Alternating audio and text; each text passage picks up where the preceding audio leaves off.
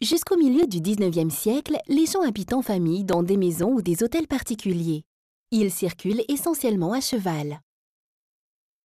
À partir du milieu du 19e siècle, avec le développement de l'industrie, les villes grossissent. De nouveaux types d'immeubles sont bâtis abritant plusieurs familles. À Paris, le métro se construit. L'architecte Guimard en dessine les entrées. Nous retrouvons ces courbes dans ses créations architecturales, comme ici, le Castel Béranger. À la fin du 19e siècle, l'invention de l'ascenseur va apporter un nouveau confort. C'est le cas ici, dans l'immeuble construit par les frères Perret, spécialistes du béton.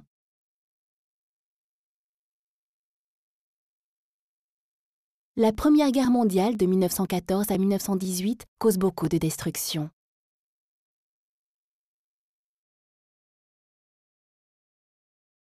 Après la guerre, les premiers HBM, habitations bon marché, sont destinés aux personnes pauvres.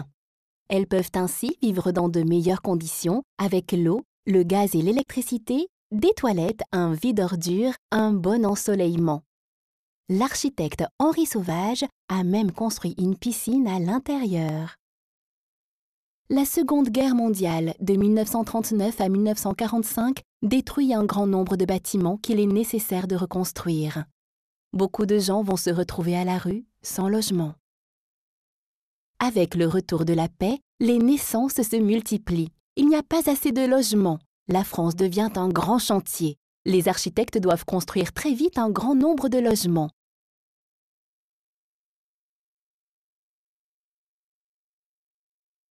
De vastes ensembles d'immeubles s'élèvent autour des villes. Ce sont souvent des grandes barres ou des hautes tours.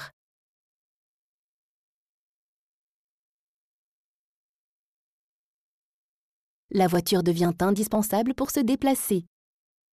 Ces grands ensembles regroupent parfois plus de 1000 logements.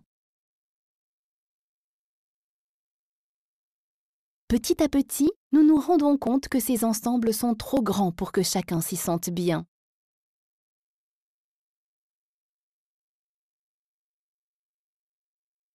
Maintenant, les architectes construisent des petits ensembles d'immeubles. Ils mettent à nouveau des rues entre les immeubles pour que les enfants jouent, les gens se rencontrent.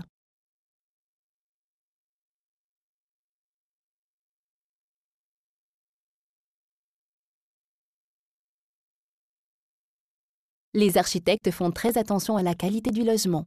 Ils sont notamment attentifs aux espaces intérieurs.